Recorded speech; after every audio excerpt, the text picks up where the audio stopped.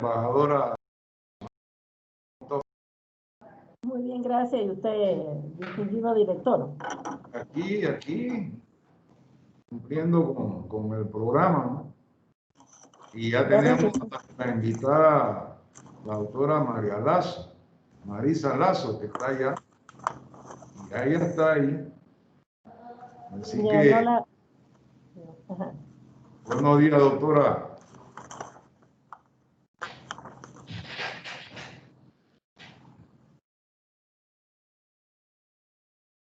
Tener el teléfono. ¿Cómo van las cosas de hoy? Bien, bien, gracias. Un poco de frío acá en Ecuador, pero... Ah, qué sabroso. Creo que es el clima de la época. Ya, el clima de la época. Sí. Buenos días, doctora María Elsa Lazo.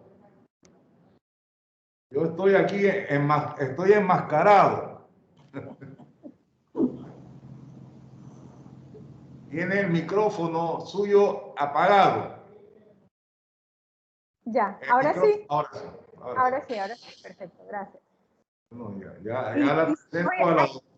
Dígame. No, es que quería decirle que voy a querer compartir un mapa. Sí. Con abrir la bandeja, compartir es lo que tengo que hacer, ¿verdad? Sí, exactamente. Bueno, le presento a la embajadora Luz Navarro, que va a ser su moderadora. Mucho gusto, un placer. Encantada. Muchas gracias. Por nada, es un placer. Tenemos 5 minutos todavía para empezar a las 11 en punto. ¿Les parece? Esperemos los 5 minutos. Está bien. Excelente. Le informo, doctora Marisa, que nosotros empezamos este programa desde enero de este año. Ah, sí, qué bien. Hubo que suspenderlo en marzo, retomamos en junio y a la fecha continuamos todos los meses. Probablemente ya hayamos sumado más de 50 conferencias, más de 50 con académicos intelectuales de todos los niveles, del presidente Royo, con Arján Suárez, embajadores, excontralores, expresidentes de la República, gente que ha compartido mucho su experiencia con el cuerpo nuestro del Servicio Exterior Panameño y los funcionarios en la sede. Incluso algunos sectores académicos intelectuales que normalmente se unen también a estas conferencias. Entonces, tenemos, creo que un número importante, no como marca, pero sí un número importante que normalmente llegamos a tener hasta 75. En una ocasión tuvimos 136 personas y es bastante desde el punto de ¿Pero vista esto está abierto al público en general o es cerrado? Esto es abierto al Servicio Exterior Panameño, a los de la sede y a algunos invitados especiales. Bueno, decir especiales porque son los que normalmente se incorporan, que son gente del sector académico e intelectual. Estamos hablando, por ejemplo, de Nocadame, que se incluye Harley J. Mitchell, por ejemplo. Gente de ese nivel que se incorpora a las actividades nuestras, que es muy importante, ¿no? Y ahora también que la Cancillería ha sido invitado a formar parte de una de las subcomisiones del Bicentenario. Sí. Precisamente tuvimos la semana pasada, esta semana creo que no, la semana pasada, el viernes. Ahí estamos sugiriendo unas jornadas que yo creo que eventualmente sería bueno coordinarlas con ustedes también. Exacto. Sí. El viernes, creo, hay otra reunión el día 10, creo, de diciembre, ¿verdad? El día 10, sí.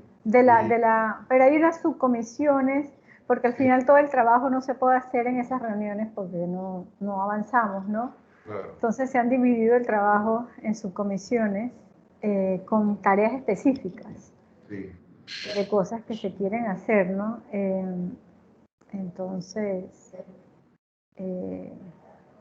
hay bueno, en casi todos los bicentenarios que se han celebrado en otros países de América Latina, como en Ecuador o Colombia, se han hecho conferencias con invitados internacionales de alto nivel, académicos, para pensar el tema. Entonces, hemos propuesto, y creo que deberíamos hacerlo con la colaboración de Cancillería, de ustedes, un grupo de invitados que vengan con las últimas investigaciones sobre el periodo de independencia en Hispanoamérica, porque ese es un tema de investigación que ha cambiado dramáticamente en los últimos 30 años. Se han incorporado nuevas investigaciones sobre nuevos actores que participaron para entender cómo participaron los indígenas, las mujeres, los afro, cómo afectó la vida cotidiana, las mentalidades. Hay toda una serie de investigaciones interesantísimas que se han hecho sobre Perú, Ecuador, México, Colombia, Argentina. Entonces, como para traer eso a Panamá, ¿no? Sí. Bueno. Bueno, yo creo que vamos a empezar. Vamos a empezar, sí. Bueno, buenos días a todas, todos. Buenas tardes, buenas noches en algunos casos. Continuando con la jornada del mes de noviembre, en esta ocasión estamos con la participación de la doctora Marisa Lazo, autora en innumerables obras. La moderadora va a hacer una introducción sobre ella. Yo hago esta apertura el sentimiento de que va a ser parte ya de nuestro equipo de conferencistas. Y la Cancillería como tal, como decía, también va a ser incorporada en estas subcomisiones. Buenos días nuevamente a todos, y embajadora de Neus Navarro, es suya. Salud. Muchísimas gracias, señor director. Edgar Spence, doctora Marisa Lazo, compañeros y compañeras del Ministerio de Relaciones Exteriores. Cuando el director general de la Academia Diplomática tuvo la gentileza de invitarme para ser moderadora de la conferencia de la doctora Marisa Lazo sobre los pobladores de Nuevo Limón y Nuevo Gatún y la política diplomática panameña de principios del siglo XX, tengo que confesarles que no tenía idea de que había pobladores que se llamaran Nuevo Gatún y Nuevo Limón. Yo había escuchado de Gatún y de Limón. Y de inmediato me puse a buscar en los buscadores y también con amigos historiadores sobre el tema, especialmente para que me dijeran la diferencia entre Gatún y Limón y Nuevo Limón. Y todos los buscadores y todos los amigos me llevaron a la investigación realizada por la doctora Lazo, y siendo ella la autoridad en la materia, con mucho placer y con mucho gusto deseo presentar a nuestra ilustre expositora.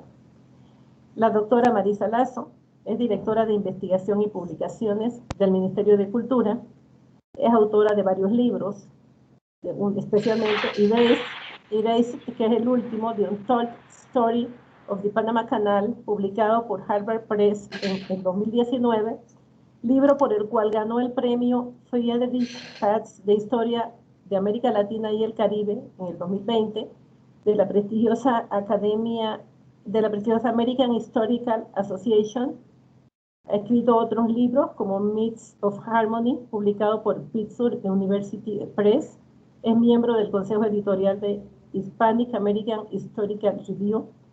Ha escrito artículos académicos para varios libros y para prestigiosas revistas internacionales. Ha sido profesora de universidades en los Estados Unidos. Tiene una maestría de la Universidad de Pittsburgh y un doctorado de la Universidad de Florida. Fue becaria Fulbright de 1994-1996. Y realmente, ante una autoridad como la que tenemos presente, yo los invito a que tengamos toda nuestra mente abierta y receptiva para escuchar lo que la doctora tiene que hablarnos sobre sus importantes estudios históricos que tiene la gentileza de compartir con nosotros. Doctora Lazo, la sala es suya. Bienvenida y muchísimas gracias. Muchísimas gracias a usted, señora embajadora, y muchísimas gracias por la invitación y por la oportunidad de compartir con ustedes sobre este tema. Cuando me invitaron a hablar, pensé enseguida, quería hablar sobre este tema, en parte porque este tema lo investigué en los archivos de la Cancillería, ¿no? Y era una oportunidad para contarles y que se viera la riqueza que hay en esos archivos, ¿no? Lo muchísimo que nos tiene para contarnos sobre la historia de Panamá, esos poblados, esa historia de cómo esos poblados, pequeños poblados, se relacionaron con el gobierno de Estados Unidos, con el Ministerio de Relaciones Exteriores de Panamá a principios del siglo XX. Es una historia fascinante que, entre las muchas otras historias fascinantes que reposan en los archivos de la Cancillería, ¿no? Y que pude usar en el 2013. Entonces, es una oportunidad para hablar de esos archivos, pero al mismo tiempo para hablar de un aspecto de las relaciones exteriores de Panamá sobre el que se conoce muy poquito. Nosotros conocemos muy bien, o bastante bien, todo ese periodo de transición a través del cual la zona del canal regresa a manos panameñas. Lo que no conocemos casi, o muy poco, y eso fue parte de mi libro, es cómo una zona densamente poblada, con autoridades panameñas, colombianas, bueno, porque fue muy rápido ese proceso, pasa a autoridades norteamericanas. Eso no fue así tan fácil, ¿no? Eso también tuvo todo un proceso de negociación y largo. Entonces, de ese otro proceso de negociaciones, de cómo un territorio panameño pasa a ser norteamericano, es en lo que voy a hablar hoy.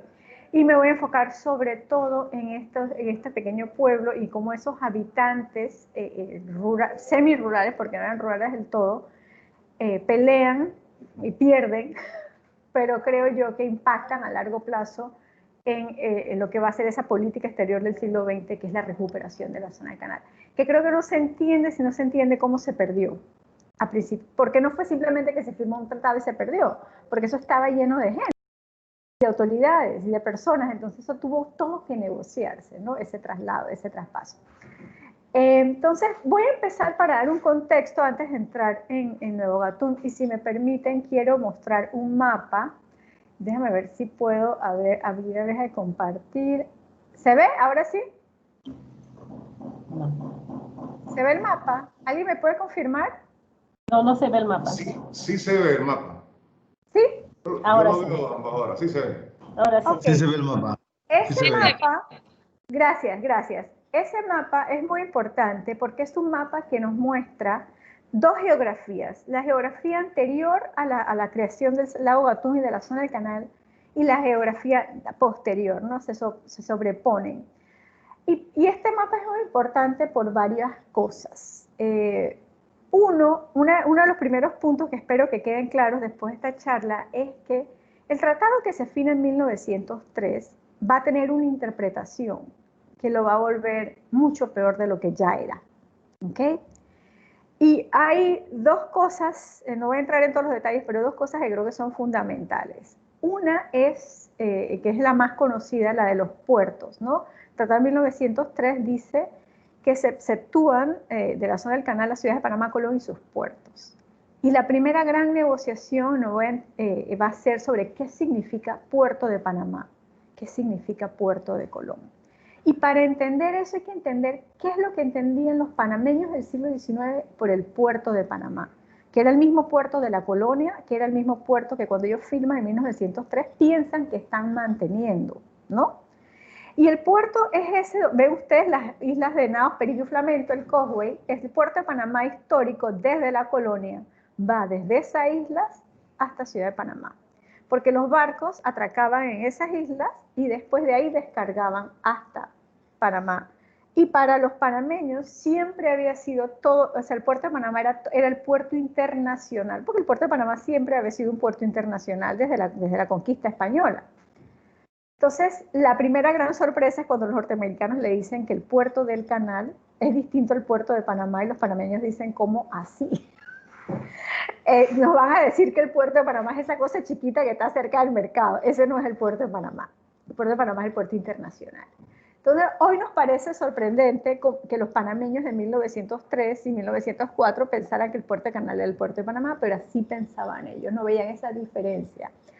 Y esa fue la primera gran negociación que va a llevar a una interpretación particular del Tratado del Canal de 1903, en que Panamá pierde y comienza a renegociar. O sea, uno puede argumentar que el Tratado de 1903 se comienza a renegociar en 1904, con esa negociación de los puertos, ¿no?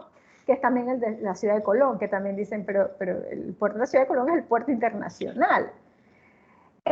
Y eso, para entender, es que esos panameños de 1903, que firman ese tratado, por malo que fuera, tenían una experiencia ya de haber convivido con un ferrocarril y con un canal francés.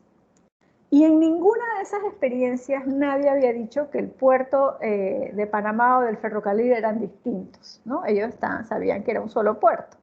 Entonces hay que pensar que esa es su experiencia histórica con las que ellos venían en 1903, con lo que ellos llegaban en 1903. La otra cosa que hay que tener muy en cuenta es que también habían convivido con Canal Francés, y esto viene más al tema que vamos a hablar ahora, y con ferrocarril, compañía ferrocarril, el hecho que estas compañías tuvieran control sobre la vía acuática o férrea no quería decir que los panameños no pudieran vivir en los pueblos de esa zona, con sus negocios, con sus casas, con sus municipalidades. No había una contradicción. Entonces, cuando se firma este tratado, no está claro qué va a pasar con todo esto, ni para los norteamericanos, ni para los panameños, ¿no? Esa es la primera gran cosa. Entonces, les muestro este mapa porque la zona del canal estaba llena de pueblos históricos panameños desde la colonia y desde la época del ferrocarril, que se sobreponían unos a los otros. Habían, según el censo de 1912, 41 pueblos, que eran los pueblos de la línea. La gran historia que nos cuentan de por qué desaparecen esos pueblos es la historia de la novela de Gil Blas Tejera, Los pueblos perdidos que se inundan. Pero si ustedes pueden ver en este mapa, aquí está Lago Gatún, este pueblo no se inunda, este pueblo no se inunda, ninguno de estos pueblos se inunda. No solo eso, sino que el pueblo de Gorgona, que está aquí, ni siquiera se le inunda una calle. Y el pueblo de Gatún se mueve en 1907, el viejo Gatún, que ese sí se inunda con las esclusas, al pueblo de Gatún, que nunca se va a inundar, dentro de la zona del canal. ¿Qué quiero decir con esto? Que cuando los norteamericanos llegan en 1903, ellos sabían que iban a tener que despoblar algunas áreas, pero nunca pensaron que iban a despoblar todas. Al contrario, lo primero que hacen es crear municipalidades y a gobernar y poner impuestos una zona muy densamente poblada, que era la zona más densamente poblada del país. Este no es el tema de la charla, así que no voy a entrar en los detalles de cómo ellos, los norteamericanos, toman la decisión de despoblar la zona del canal por motivos sociales, raciales, políticos, no por la construcción del canal. Pero ya para 1912 se toma la decisión, Estados Unidos, que no quieren pueblos panameños en la zona del canal, y usan una cláusula del tratado y argumentan que la defensa y manejo del canal requieren sacar a todo el mundo. Y ahí es donde van a empezar los protagonistas de nuestra historia, que son estos personajes de Gatún y Nuevo Limón, que venían de Limón. ¿Por qué? Porque estos son dos pueblos que ya habían sido despoblados una vez.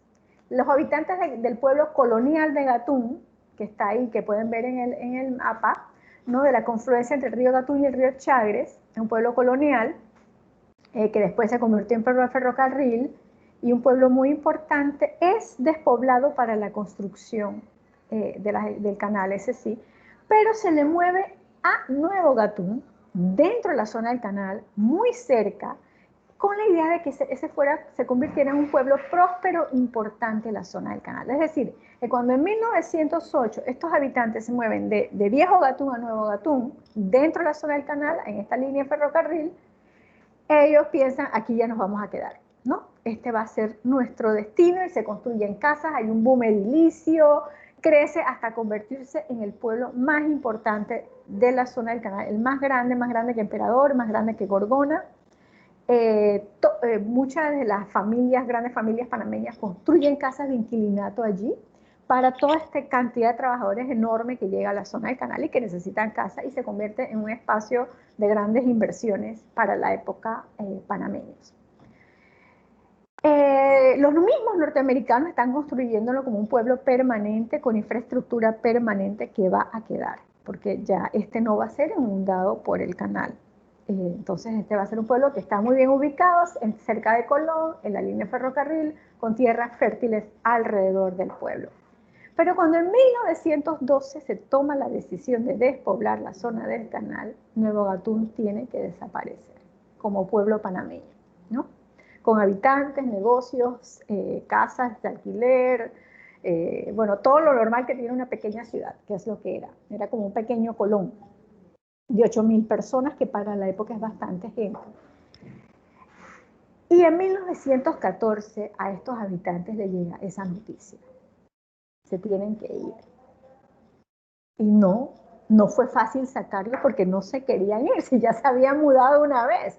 Y una de las quejas que van a manifestar estos habitantes al gobierno panameño es, pero si ya nos mudamos una vez, ¿por qué nos atormentan tanto? Y dicen, no, parece que los norteamericanos nos quisieran atormentar y nunca vamos a tener una casa permanente. Ese es el miedo. ¿Hasta cuántas veces lo van a mudar? ¿No? ¿A dónde nos vamos a ir? Ya construimos casa otra vez, ya nos mudamos una vez, ¿por qué mudarnos otra vez? ¿No? Y una y otra vez, para sacar a esta gente van a tener que cortar la electricidad, cortar la línea de tren, cortar el agua, toda una serie de cosas porque no se querían ir, ¿no? Este es un caso. El otro caso, que es el que tal vez, que quedan más documentos de alguna manera sobre las negociaciones, es un pequeño pueblito de Limón, que también es uno de los pueblos inundados, y que se mudan aquí, como por esta zona, a Nuevo Limón, en las orillas del lago Gatún, y crean su propia, otra vez un pueblo que piensan que va a ser permanente. Y en 1914 les va a llegar la noticia, se tienen que mudar otra vez. Y dicen, ¿por qué porque ese pueblo va a quedar fuera de las líneas de la zona del canal? Está aquí fuera del área del lago Gatún, que está fuera de la zona del canal. Es un pueblo que ellos describen con 400 personas, 2 escuelas con 70 estudiantes, y cuyos habitantes son los habitantes que habían salido ya de la orden de despoblación de los pueblos de la línea ferrocarril y que se habían agrupado en ese pueblo de Nuevo Limón. Y de repente les llega una autoridad de la zona del canal y les dice, se tienen que ir otra vez. A lo que ellos contestan, ¿por qué? Si no le hacemos daño a nadie. Aquí estamos bien a la orilla del lago, ya construimos nuestras casas, ya tenemos escuela, ya empezamos nuestros cultivos. ¿Cuántas veces nos van a mudar? ¿Cuándo vamos a poder sentir que podemos establecernos, que podemos tener un espacio permanente? ¿No? Entonces quisiera leerles, bueno, algunas de las... déjenme ver cómo hago esto aquí. Ay. Ok, ya no está aquí.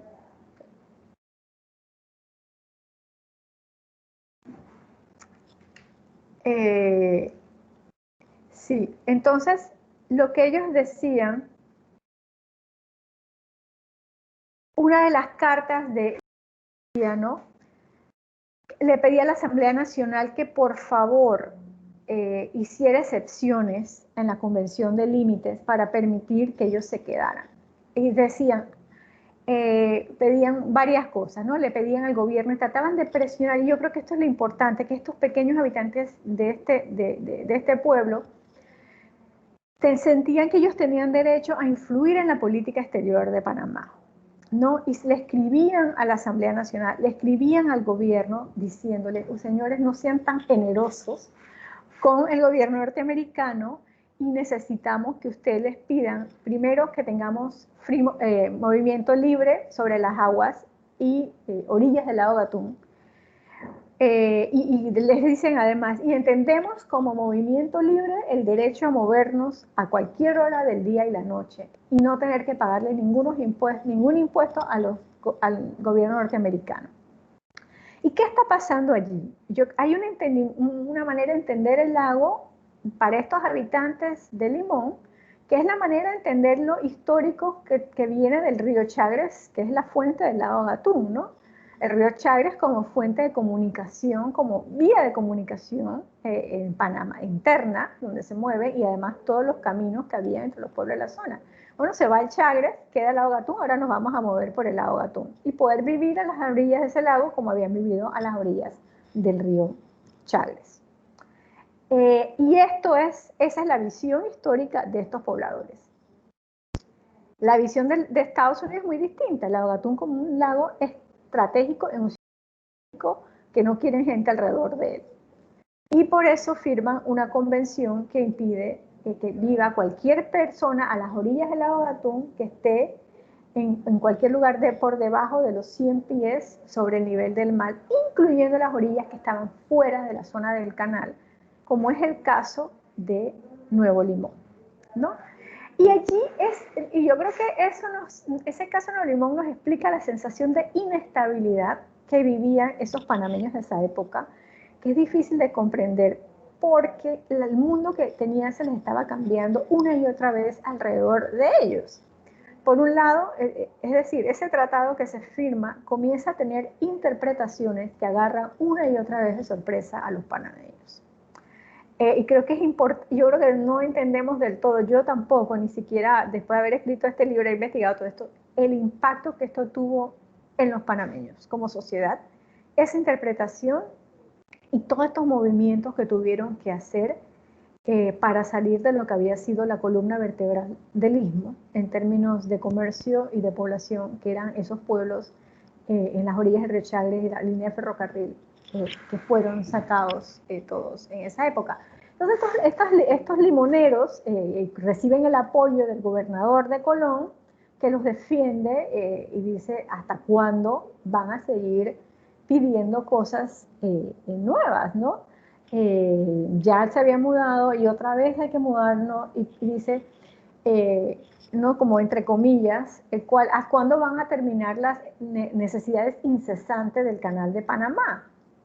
¿Será que, y estoy citando al gobernador de Colón de la época, si esto continúa, será posible que esta pobre gente nunca encontrará una tierra en la cual se puedan asentar?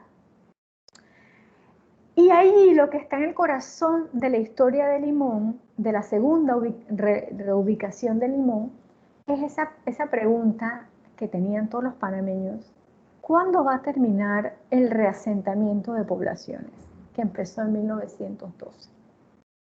¿Eran las necesidades del canal, no tendrían fin o sí? ¿No? Entonces ese es el mundo, el imaginario que tienen estas personas, ¿no? que decían que sentían que cada vez que construían un pueblo los mandaban a destruirlo, cada vez que cultivaban mandaban a que cambiaran estos cultivos, ¿no? Entonces estos pobladores de Nuevo Gatún son los que van a presionar a la asamblea, al gobierno, decirles traten de negociar mejor, traten de tener más concesiones de Estados Unidos, no sean tan generosos con estas concesiones, ¿no?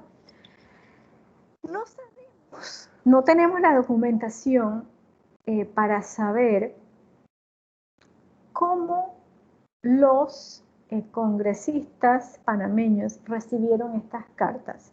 Sabemos que el gobernador de Colón los apoyó.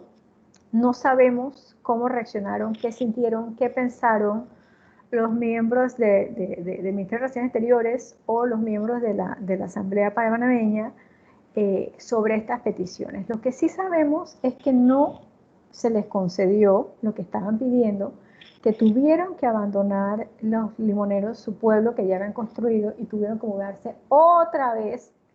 El apoyo que sí recibieron del gobierno panameño fue que se aseguraran que el gobierno norteamericano pagara todos los costos de traslado, que les construyeran casas en lugar nuevo.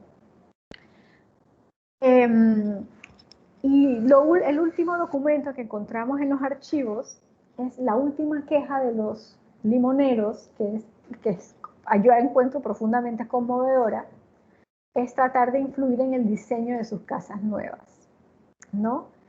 Le escriben al gobierno panameño diciéndole que la zona les estaba construyendo casas que tenían los techos muy bajos y que esos techos muy bajos hacían que sus casas fueran muy calientes. Como panameños, habitantes de un lugar caliente, sabían bien la importancia del diseño y de la altura de los techos para que la casa fuera fresca.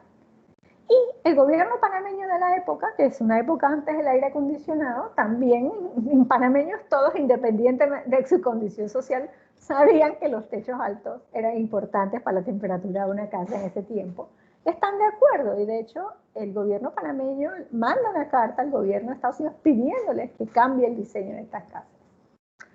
Y el encargado de la construcción de casas del Eastman Canal Commission rechaza esa petición diciendo que ellos estaban construyendo con estándares típicos que ellos utilizaban y no les hicieron caso. Entonces estos pobres limoneros acaban viviendo lejos del lago, lejos de sus tierras históricas, lejos de vía de comunicación y además de todo en casas que eran demasiado calientes porque los techos eran demasiado bajos, ¿no? ¿Qué conclusiones podemos sacar de esta historia, de esta pequeña historia, de esta pequeña negociación de estos habitantes de Nuevo Limón? Primero, uno, que creo que nos indica que la historia de las negociaciones de Panamá con Estados Unidos es una historia vieja en la que todos los habitantes panameños, o muchos por lo menos, una enorme participación popular desde muy temprano. Que no podemos entender a la clase política panameña y sus decisiones sin entender la presión que estaban recibiendo desde abajo de todos estos habitantes, ¿no? Y que desde muy temprano, a principios del siglo XX, están recibiendo. Yo creo que eso va a tener un impacto. Hay que estudiarlo mejor, pero creo que esa es mi especulación, que esto va a tener un impacto porque están recibiendo esto desde muy temprano y que además, generación tras generación, esto va a quedar en la memoria, ¿no? de todos los panameños que después vamos a conocer sus historias mejor en los años 40, 50, 60, 70. Pero que esto tiene unos orígenes tempranos y que la gran última en los años 20 pelea va a ser la isla de Taboga, ¿no? Y que ahí va a ser la primera vez que los panameños ganan y la primera vez que Estados Unidos no se queda con el territorio.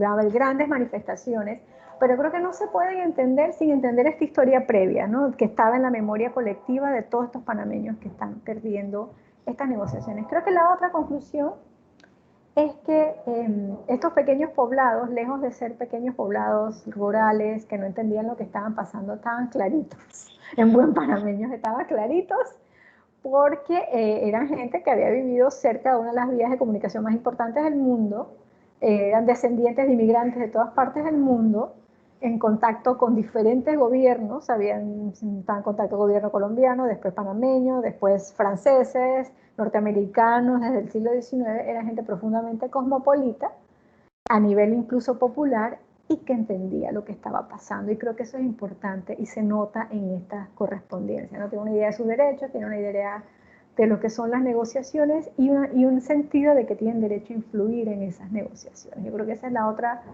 conclusión que nos deja esta historia y que es importante, creo, entender ese rico tejido social que es parte de nuestra historia, digamos, diplomática panameña. Y con esto lo dejo para cualquier pregunta, inquietudes, comentarios que tengan ustedes. Muchas gracias.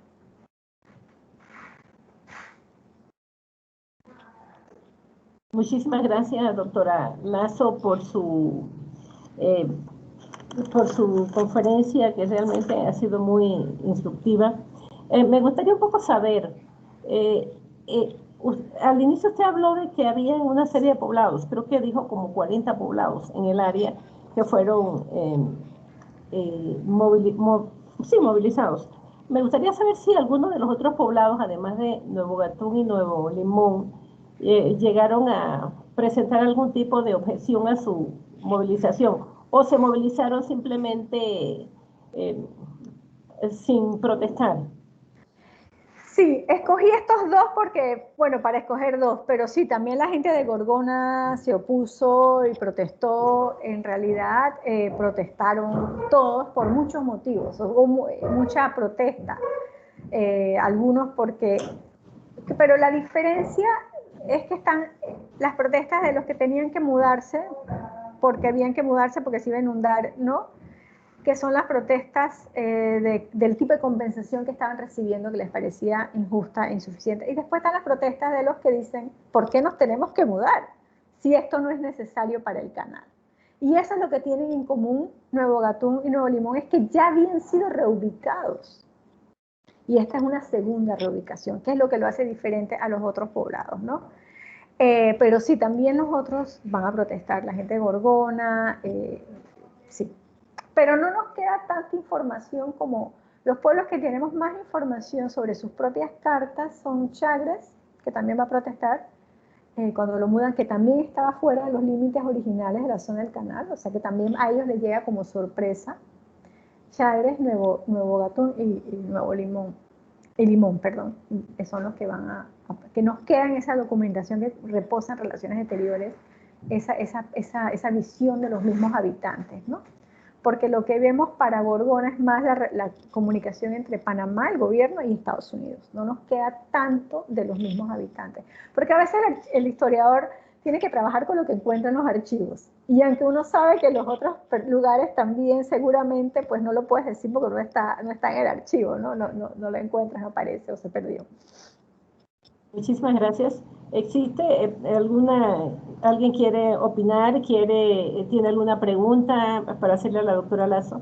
Aprovechemos que ella tiene una serie de conocimientos que son importantes para nuestro bagaje cultural. ¿Alguien levanta la mano? Es que no distingo quién es, pero puede intervenir, por favor. Buenas, ¿me escuchan? Sí, lo escuchamos. Hola, buenas, buenos días, excelente presentación, muchísimas gracias, licenciada Lazo. Mi pregunta va enfocada a cómo podemos, como diplomáticos, como sociedad civil, ayudar o desde la rama gubernamental a la conservación de los vestigios de algunos poblados que aún se conservan, que no fueron inundados.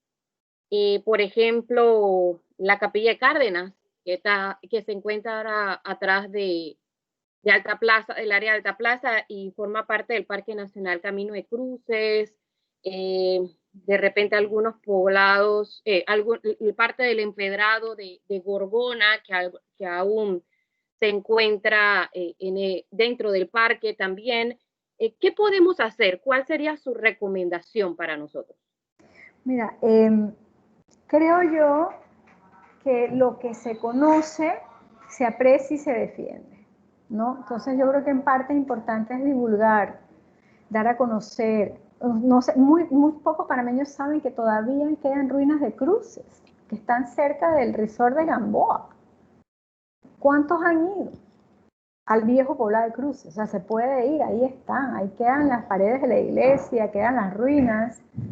Entonces, hay una parte de nosotros, y que son lugares que no atentan contra la seguridad del canal, hasta donde yo entiendo, ni nada, ¿no? Y bueno, esa es la conversación también que hay que tener con las mismas autoridades de la ACP, pero los lugares, creo que nuestro imaginario, por tanto tiempo, la zona no fue parte de nosotros, que todavía no recuperamos de toda esa vieja geografía como parte de nuestra historia. Entonces eso llega a través de la divulgación, porque más conocemos, o sea, la gente quiere la Torre de Panamá Vieja y la defiende porque la conoce, porque la ha visto 1000 veces, ¿no? En muchos formatos, formas, tiene canciones, de todo, ¿no? Le hemos cantado, le hemos escrito, pero estos poblados no son parte de lo que conocemos. Yo creo que es parte de esa divulgación, de conocer, de entender que eso es parte de quién somos, ¿no? Que eso es parte de nuestros orígenes, de nuestra historia. Y hay lugares que no quedan porque fueron completamente desmantelados. Pero algunos sí. Pero algo de lo que me preocupa, licenciada, es el hecho que, por ejemplo, yo hace una semana estuve en La Palangana, allí en la Capilla de Cárdenas, con el antropólogo Mora, y una de los apuntes que él nos proporcionó es que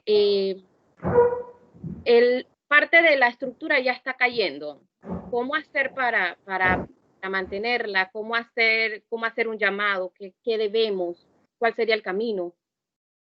El camino es decidir como sociedad que esas cosas nos importan. Y creo que esa es una decisión no de una persona ni de dos personas, sino de todos, ¿no? Y presionar por esas cosas, porque al final es una decisión colectiva, no individual. Ok, entonces sería más bien divulgación. Divulgación, presión, no solamente los 2 historiadores y 4 arqueólogos y 2 especialistas en patrimonio histórico, ¿no? Sino que hay algo en la sociedad. Yo no he visto muy poca gente que dice, bueno, yo quiero proteger esto. Yo creo que al final es una decisión social que viene, creo que a través de la divulgación, para que importe, ¿no? Al final decidimos que todos colectivamente dónde ponemos nuestras prioridades. Ok, bueno, muchísimas gracias. ¿Alguna otra pregunta, alguna otra intervención? Está la sala abierta. Pues estoy viendo un comentario, no sé si la persona lo quiere leer, de la señora Aida Torrijos.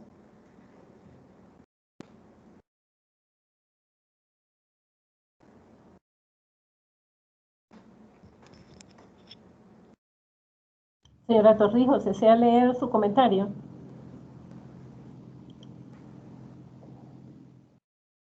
Bueno, el comentario dice que la historia que nos daban 55 años atrás no tenía idea de que existiera esta nueva historia tan interesante. Gracias, nunca es tarde para aprender, o quizás recordar, para otros recordar. Bueno, una cosa que quisiera aclarar es que esa historia hace 55 años no se conocía porque no se había investigado, ¿no? Eso es algo que está en los archivos, bueno, es parte de los procesos de investigación histórica, es que uno encuentra historias nuevas en los archivos y después las das a conocer a través de libros y eso fue un poco lo que pasó con esta historia. Una de las preguntas que me hice a lo largo de la investigación es por qué en la memoria colectiva eso se fue a ese nivel. O sea, sabíamos de los pueblos perdidos y del libro pero la magnitud no quedó en la memoria colectiva, que es algo que analizo un poco en el libro cómo fue desapareciendo la memoria colectiva nuestra. O sea, que yo tampoco fui estudiante de la Universidad de Panamá en los años 90 o sea, tampoco, no era parte de lo que aprendíamos, ¿no? Entonces hubo que redescubrirlo en los archivos, excepto por algunas personas, muy pocas que son descendientes que recordaban algunas cosas. Doctora Lazo, ¿dónde podremos obtener el libro suyo, el Eraser? Pues está en Amazon. Está en Amazon, ok. Y aquí el nombre de la mancha lo tiene la librería panameña, ahí lo tiene también. Y bueno, en Estados Unidos está en otras cosas. No, si está en Amazon se puede conseguir. Hay otro comentario de la señora Ana Corillac, que el Ministerio de Cultura debe incidir en la presentación de todos estos sitios y velar que no se pongan en peligro por proyectos de desarrollo. Pues yo creo que todos los sitios históricos deben ser preservados, de acuerdo, absolutamente de acuerdo, pero la preservación cuesta y esas son ya nuevamente decisiones a nivel nacional de todos nosotros, ¿no? ¿Dónde ponemos los recursos? ¿Los queremos poner en preservar o no? O en otras cosas. Entonces, sí. Y la señora Orillac se refiere más que todo al tema del Camino Real de Cruces, con el proyecto del campo de antenas.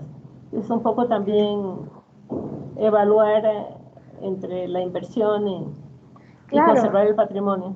claro, claro. Y son decisiones que todos tenemos que tomar juntos. Esa es creo que al final qué tipo de desarrollo queremos, ¿no? Personalmente, sí, creo que el Camino de Cruces es un proyecto, bueno, a nivel personal creo que al final esas cosas nos dan más. Que un país que va borrando todas las huellas de su historia es un país que pierde fuerza, ¿no? Que no tiene raíces y por lo tanto es fácil de tumbar. Esa es como historiadora, esa es mi propia posición, ¿no? Que sí, que los países que tienen conciencia de dónde vienen, que lo recuerdan, que tienen una conciencia histórica larga y que la ven y la valoran, son países más fuertes, son sociedades más sólidas. Ciertamente. ¿Algún otro comentario o pregunta a la doctora Lazo? Aprovechemos que tiene todos los conocimientos y que eso va a enriquecer nuestra historia. Una pregunta. Ajá. Por favor. Una pregunta, ¿se puede? Sí, claro que sí, por supuesto. Ya, ok. Yo soy Efraín Villarreal, el embajador de Panamá en Rusia. Doctora, ¿cuál es la etnia, o sea, los pobladores de esos pueblos eran los que trabajaban en la construcción del canal o eran de otros pueblos de Panamá? Y la otra pregunta ahí es, ¿ellos sentían como panameños la problemática del país, de la problemática del canal? Excelente pregunta, señor embajador. Miren, como esta zona es una zona que está poblada desde el siglo XVI, los habitantes eran los descendientes de capas tras capas de personas que habían venido a Panamá. Entonces, por un lado estaban los descendientes de los esclavos que han venido con los españoles, Correcto. y que habían construido el camino de cruces, que habían sido los bogas del río Chagres, y después como hombres libres habían continuado siendo los que llevaban las mulas antes de la construcción del ferrocarril, los que llevaban los botes, los que vivían ahí. Entonces tenemos esa capa de personas que vivían ahí con esa larguísima historia de estar en la región. Después están los que llegan en el siglo XIX con el ferrocarril, entonces van a ser los antillanos, y van a ser algunos grupos de los inmigrantes chinos, norteamericanos, que se vuelven ya otra capa, que ya para ese entonces estamos hablando de los descendientes. Después van a llegar los que llegan con el canal francés, que ya para entonces también estamos hablando de hijos. Entonces son capas tras capas de personas, y por último los que llegaron a construir el canal de Panamá, que esos sí eran inmigrantes recientes, trabajadores recientes, con una vinculación distinta al territorio que los que ya tenían 30, 40, cientos de años de vivir ahí. Y en eso es muy parecido a lo que siempre un poco ha sido Panamá, que tenemos capas y capas, ¿no?, de personas en nuestras ciudades, en nuestros territorios, como país estratégico, cosmopolita que somos, ¿no? Y que esa primera capa uno puede ver, al menos en el lugar, en Gorgona, en la correspondencia de Gorgona y en la Clara, y en la de Chagres, que son pueblos históricos coloniales, una conciencia clarísima de su larga historia y su importancia política y para la historia del país. Es muy clara en la correspondencia de Chagres y de Gorgona, ¿no? Ellos están claros que son pueblos viejos, importantes para la historia nacional y hispanoamericana. Y sobre todo el pueblo de Chagres, cuando lo sacan de allí, o sea, es descrito como uno de los distritos políticos más importantes del país, lo mismo Gorgona, ¿no? Entonces, ahí también hay que distinguir y diferenciar entre esos 41 pueblos, los más recientes, los más viejos, los que son medio viejos, ¿no? Porque son, como dije, capas y capas de poblamiento. ¿Alguna otra pregunta, comentario? Buenos días, embajadora de Navarro, doctora. Mi nombre es Tatiana Navarrete. Doctora, muchas gracias por esta brillante exposición, la verdad. Yo le quería comentar que siendo pequeña, mis abuelos pues vivían lo que se dice zona. Y para que usted vea que todavía pequeña recuerdo cuando las personas adultas mayores de esa época, que eran afrodescendientes, nos hacían comentarios sobre la desaparición o la pérdida con mucha nostalgia. Así que realmente yo la felicito porque me hizo recordar esas bellas historias que contaban por decir esos abuelos, y que vemos que realmente para ellos y para muchas generaciones fue de mucha tristeza la pérdida de esos territorios. Buenas tardes. Bueno, yo creo que aquí hay que distinguir entre esta despoblación que yo hablo, que es de principios del siglo XX, ¿no? 1912, y después la otra nostalgia que va a haber es por la antigua zona del canal, ¿no? Que también así que no sé ellos a cuáles se están refiriendo, me pregunto, e incluso los norteamericanos van a mudar a personas, lo que va a ser un pueblo antillano negro que en La Boca, a principios del siglo XX, va a ser convertido en un pueblo blanco después de la segunda mitad del siglo XX, ¿no? Entonces no sé si se refieren a eso. Habría que ver, no hay muchas memorias. Si hay un lugar donde la gente se ha movido es esa zona del canal, ¿no? Que ha movido gente. Me imagino que, doctora, que tiene que ser al principio para cuando trajeron a los trabajadores del canal. Y Okay. bueno, yo era muy pequeña, yo era una niña de 5 años, ahora tengo 53. Y realmente lo que me llama la atención que usted toca un tema de estos temas de estas barriadas, bueno, de estos lugares que se desaparecieron, por decir, y en ese momento pues la gente no escribía porque usted sabe su nivel académico, bajo académico, pero lo transmitían a las nuevas generaciones, como en mi caso, pues que yo era una niña. O sea que lo que quiero realizar es la importancia de la investigación que usted realiza, es muy importante porque así nuestra generación y las que vienen pueden tener conocimiento. Así que le agradezco realmente, su trabajo es muy importante. Muchas gracias. Y así me han venido por ahí personas a contarme que tienen abuelos que eran de cruces, abuelos que eran de emperador, y que queda algo en la memoria familiar de esas cosas. Muchas gracias. Incluso en el libro comienzo con una historia del papá de Danilo Pérez, nuestro jazzista, que decía que cuando él era niño su papá le decía, porque el papá de él, del papá de Danilo Pérez, sí fue niño, de niño fue despoblado de frijoles, y dice que que él decía cada vez que pasaba por las esclusas, todo el mundo puede regresar a su pueblo menos yo al mío, porque el mío se inundó, ¿no? Entonces eso es algo con lo que creció, pues había crecido el papá, este señor, ¿no? Porque son esas memorias personales que sí quedaron en muchas familias, sí. Gracias, muchas gracias. Hay una pregunta que se hace. ¿Considera que hay poca literatura de estos pueblos que fueron inundados? Y allí ¿Sí? viene la diferencia entre lo que es una novela histórica y un estudio histórico.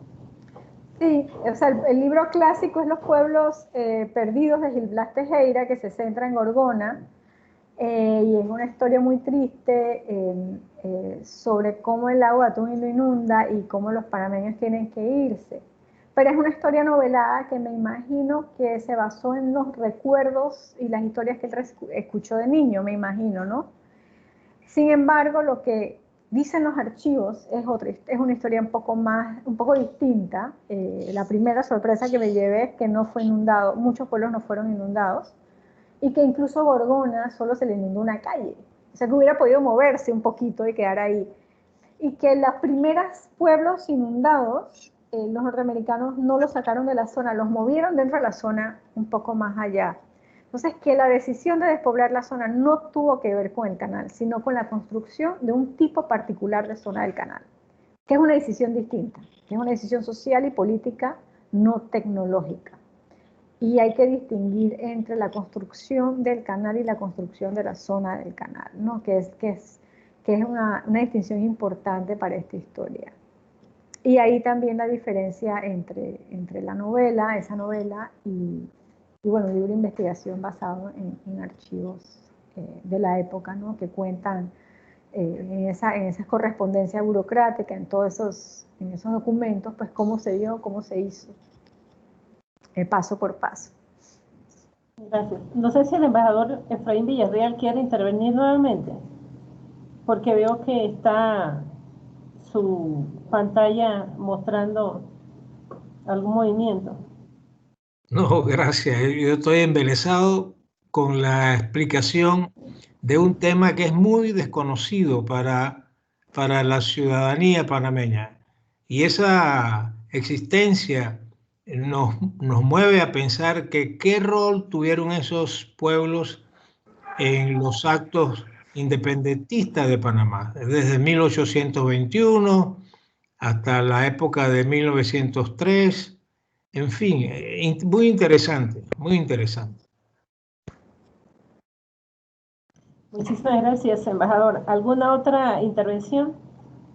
Bueno, yo nada más quería contestarle que sí sabemos que participaron en la Guerra de los 1000 días, porque son mencionados algunos de ellos, ¿no? Habría que estudiar más para saber en qué otras cosas. Interesante. La época de la Guerra de los 1000 días con el gran Victoriano Lorenzo. Y también con Me otra imagino gente, pero sí. que en qué partido estarían militando ellos, en el conservador, liberal.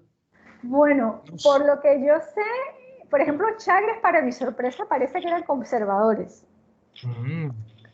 Habría que ver los otros, yo creo que si Gorgón era liberal o qué, no, esas son cosas que habría que estudiar. Yo pensaba que Chagres era liberal y no. Me dicen los descendientes que los abuelos le decían que eran conservadores.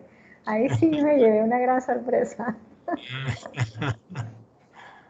Sí, son aspectos todavía no aclarados, ¿no? Históricamente, ¿cierto?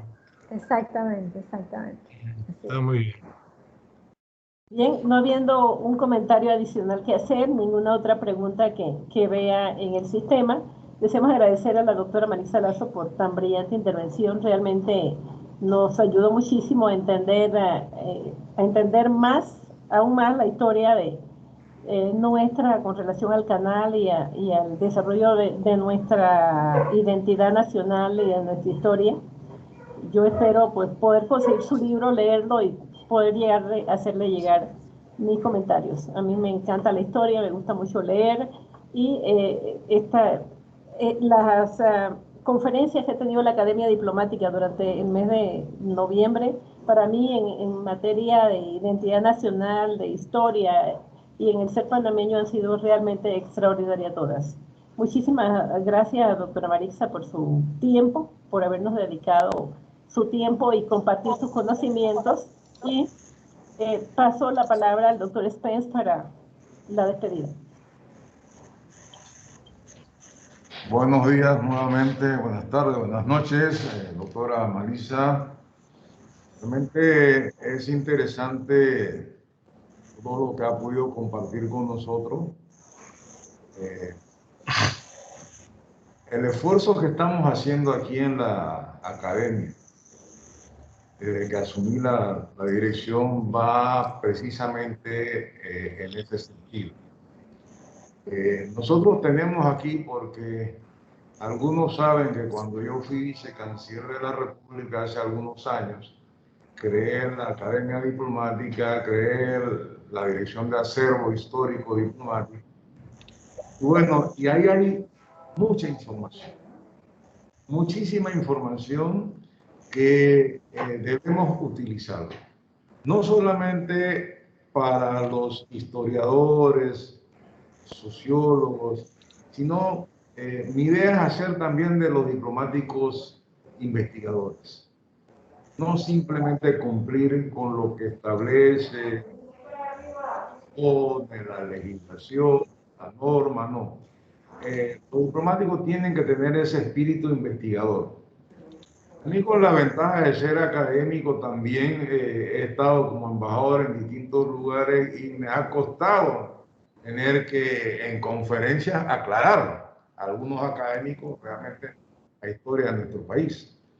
Entonces, yo sí creo que nosotros con este programa, estos programas que hemos ido elaborando, también debe apuntar a a sensibilizar un poco a las autoridades. Nosotros tenemos que tener los fondos necesarios para hacer de esta academia un verdadero centro de investigación, de aprendizaje. No solamente lo que se refiere a los concursos para el ingreso a la carrera, eso es una cuestión meramente formal. Los diplomáticos tienen que ser investigadores. Y fundamentalmente porque digo, el que no conoce su historia, no es que estaba condenado a repetirla, sino que no la podrá repetir porque no la conoce. En muchos casos lo que podemos ser es sujetos de otro tipo de pretensiones, pero realmente yo le agradezco muchísimo, doctora, haber estado compartiendo con nosotros sus conocimientos y yo sé que en un futuro próximo vamos a tener una nueva oleada de diplomáticos investigadores. Sé que va a ser así porque ahora realmente la carrera está funcionando como... Esa es la idea, de contar con especialistas como ustedes, ¿no? Que nos puedan también ir en lo que nosotros pretendemos hacer de esta academia. Nuevamente, muchísimas gracias, Marisa. Sé que te sorprendí cuando te llamé la primera vez, pero sí, agradecerte la gentileza y de haber aceptado inmediatamente cuando te hablamos. Y a la doctora, a nuestra amiga y colega, la embajadora Deus Navarro, igualmente felicitarla y agradecerle su rol como moderadora. Nuevamente, muchas gracias a todos. Muchas gracias a ustedes. Hasta luego. Muchas gracias. Saludos. Saludos.